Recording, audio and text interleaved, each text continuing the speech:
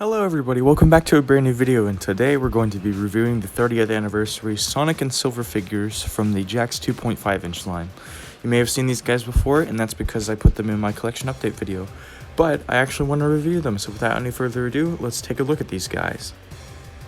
First things first, we'll look at the figures and how they look inside the package. So here's Silver, a very nicely done figure, and I especially love the aesthetic of the 30th anniversary box. You can see him through the side, and on the back I already have Knuckles, Shadow, and Super Sonic, so we're not going to review them today, but they'll show up at the end of the video. We're just focusing on Silver and Smudge Sonic, as I call him.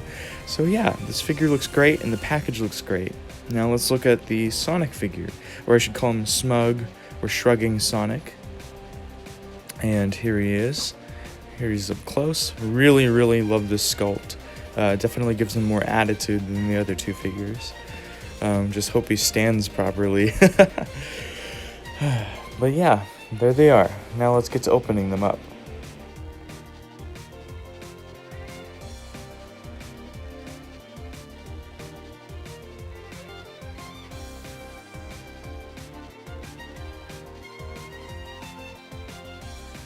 Alright, so here are both figures out of the package, and we'll start off with Shrugging or Smudge Sonic. Now, aesthetically, he is fantastic as a figure, although one thing I want to address is that he is a little bit difficult to stand depending on how you have him, you know, on your desk or wherever. So you kind of do have to make him squat or bend down, which I'm not going to give him too much flack for.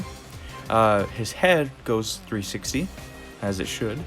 And his arms, since they're bent, they can only like swivel, and you're kind of stuck in this shrugging position, because if you were to, you know, rotate them around, you'd kind of have him in this pansy hands pose, and it just doesn't look right. So best to keep him shrugging and looking all smug.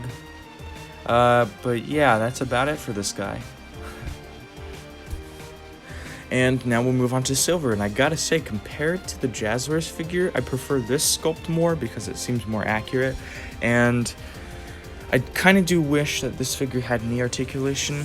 Well, I mean, that's how I feel about all the 2.5-inch Jakks figures, but mainly this one. But articulation-wise, his head moves 360 degrees, as it should. Just watch out for his back tooth spikes.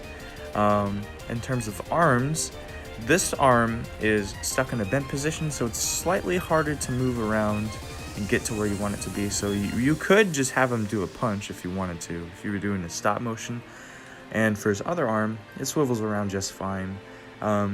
It's stuck in a position to where he's doing his psychokinesis maybe. That's alright. His legs kind of swivel forward and side to side. You can also pivot it and move his legs back to make it seem like he's flying. And one thing I did actually notice as I was reviewing it is the tops of his hands don't have that ring, which I'm not gonna give Jakks any flack for, but other than that, I think it's a fantastic figure. Very much proud to have him in my collection. Okay, so that just about wraps up my review on these two awesome figures. And if you made it this far, I want to thank you all for being here and going on this journey with me.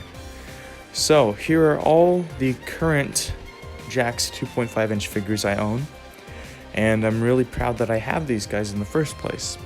I've dedicated a lot of time just to go to Target and look for these guys, and it is so rewarding now that I own them all, and I'm hoping that I can find the rest of them once they come into stores. So maybe an Amy, maybe another Mighty figure or something like that, but we'll see. I want to thank you guys so much for watching my videos. It means the world to me. I really hope that you guys have a good day. Stay safe, be cool, and be yourself.